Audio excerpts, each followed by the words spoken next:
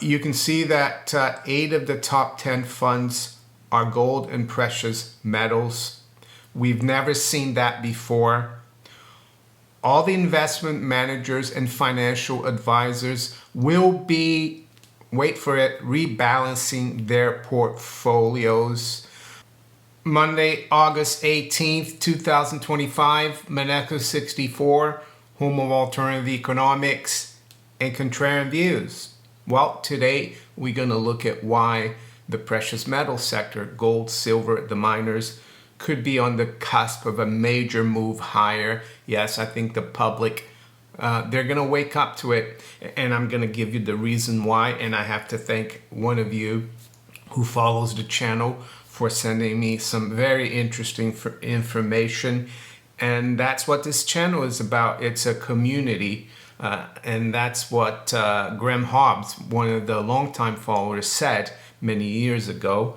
And yeah, I'll try to keep it like that as much as possible. Before we look into that topic, I just wanted to let you know that we have a new merchandise store. Most of the stuff there is called the Rudy collection, Rudy the Shih Tzu here. And yeah, if you're interested in the mug, a shirt, a hat, or a mouse pad, or other things, have a look. There's a link below in the description. I think you'll find them interesting, the merchandise there. So back to investors and why I think we're on the cusp of a major move. And I really have to thank the individual who sent me some information about the UK financial sector. He's a professional involved in investing for clients, for the general public. But before I start, I want to emphasize that you need to always be kind of aware that the powers that be don't want the general public involved, let's say, in something that would usually make them free and independent. And gold and silver is one of those sectors. And that's why the people involved in precious metals, like I am, sound money, gold and silver, are always very passionate, because it's all about economic freedom. And many of you, of course, have seen this editorial, Going Gold, by the FT, back in April of 2004. And I was kind of outraged by what they wrote, but then actually I laughed at it. Back then, I had started buying gold and silver already for about 2 years. The price of gold, as you can see, I wrote it up here, was $400.65. But the reason I'm bringing this up is that a lot of these financial advisors, the kind of person that sent me this email, they read the FT and they take it seriously. So you really have to do a bit of analysis, think about what they're saying to you, whether it makes sense. So it's said here, the pointlessness of holding bullion continues to sink in. So you can imagine that a lot of financial advisors, not just here in the UK, but all around the world, read that. And yeah, they kept it in the back of their minds. Why would I want to recommend precious metals to my clients, right? Why would I want to recommend some funds that invest in precious metals? So now let's go to the message that I got from one of you. And it says, I work in financial services in the UK, and we do a lot of fund research for our UK investors. The software is called Financial Express Analytics. I ran this report for you. The universe's UK unit trusts and OEIC funds, and there are 3,065 funds available to us for investment in this universe. Well, I remember I had a financial advisor back in the 90s, Yes, and he would show me a list of all the funds. He would say, "Oh, you need to put some in U.S. equity, UK real estate," but he wouldn't have a whole list that I could look at. He kind of pushed us towards those. Anyway, it says these are the top performing funds over the past 12 months. And he said as well, I used a filter of funds returning more than 35% just to narrow it down a bit. The performance is obviously in percentage. So the top performer is up 65.5% in the past 12 months. You can see that 8 of the top 10 funds are gold and precious metals. We've never seen that before. All the investment managers and financial advisors will be, wait for it, rebalancing their portfolios. So I thought that was very interesting what he said there, that investment managers and financial advisors, they're going to be forced to rebalance their portfolios because gold and precious metals are dominating.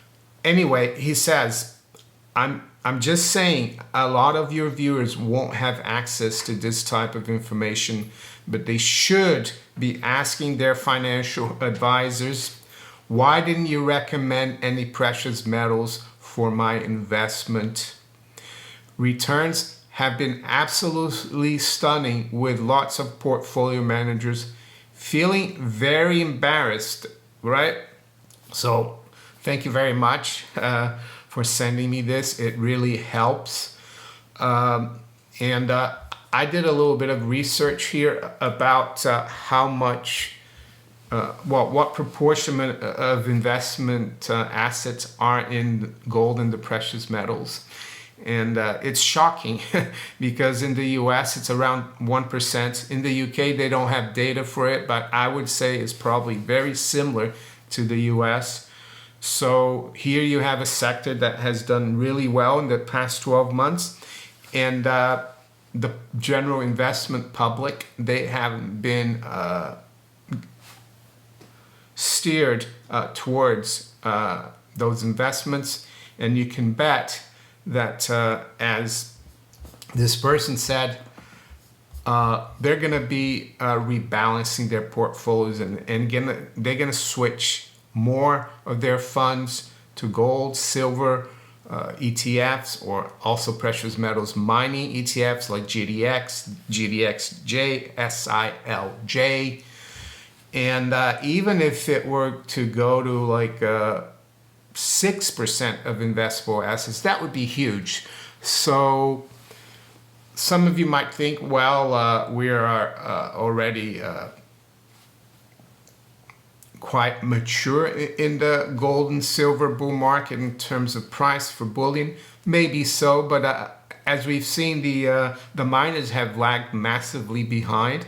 So I think there's a lot of potential here. And for those of you who have been stacking gold and silver, who have maybe put some of your savings into the miners, I would say hold on and add on to it. This is just what I think. It's not financial advice. I never do that. And as I've said before, yeah, maybe contact your financial advisor and tell him this. So you can freeze this and take a screenshot and talk to your financial advisor about it. And I would say this would probably be applicable for my viewers in the United States. So check that out as well in the US.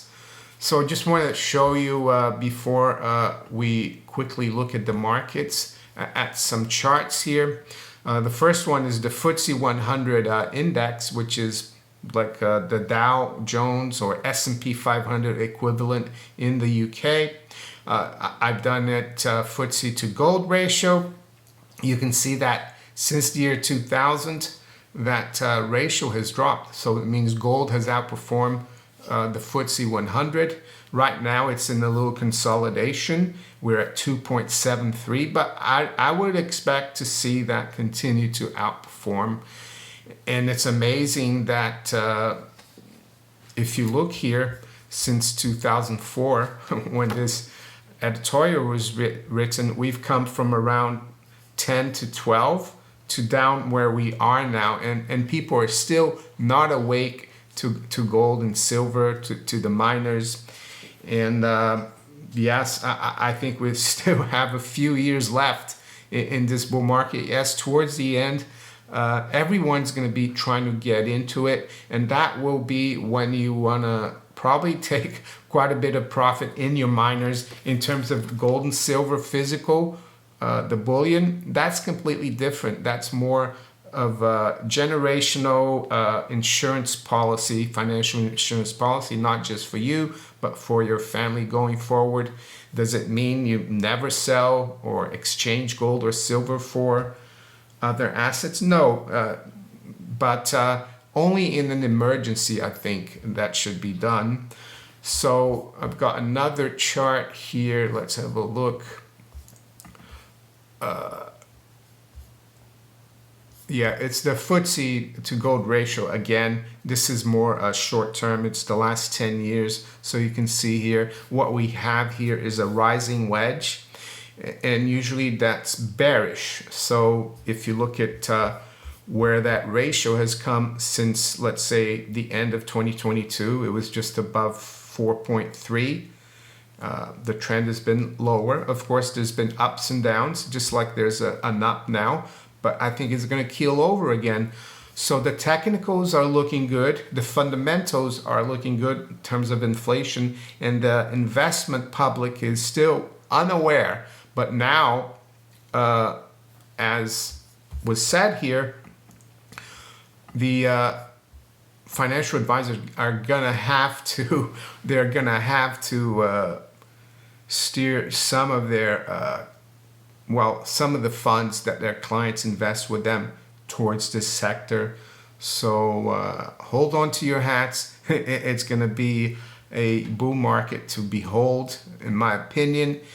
And so with that, let's quickly look at the markets this morning. It's 7:20 a.m. London time. We've got spot gold at 33.49. That's up $12. The high's been 33.58. The low's been 23. Silver is not really moving that much right now. It's at 38.05, only up 5 cents. The high's been 18 and the low's been 37.80. Yes, it's early doors. Europe is just starting to open. I remember when I worked in the city of London, I used to get to my desk around 7. Our clients in the continent, they're in the office, but they haven't really started trading yet. So it's fairly quiet right now. The Dow futures is down slightly. The other S&P and NASDAQ are unchanged. So yeah, fairly quiet markets. Keep an eye on bond yields, especially long-term government bond yields like the US 30-year, the German 30-year, the UK 30-year, and the Japanese 30-year. Yes, they're creeping up, and that's not a good thing. What about in terms of what's happening this week? Of course, we had the summit in Alaska. I think that was a big loss for the neocons and the Europeans. And by Europeans, I mean the UK and the EU. And a big loss for Zelensky. Of course, they're all going to Washington today to try to beg President Trump to change things. But as I've said before, I think this gives a lot more power to the paradigm of a multipolar world. The fact that President Trump and representing the United States is willing to treat Russia and maybe other countries like China as partners and not like subjects. So it's still early doors, of course. This week as well is the Jackson Hole Symposium. That's the meeting in Wyoming. that the Kansas City Fed organizes every year, and central bankers from all around the world go there for a freebie. And I'm not sure what day it is. I'll check it and let you know tomorrow. But Jay Powell will be there, of course, and he'll be probably making a speech. So it'll be interesting to see what he says. So yeah, that's about it. And with that, I'm going to wish you all a very good day and a great start to the week. Take care. Bye.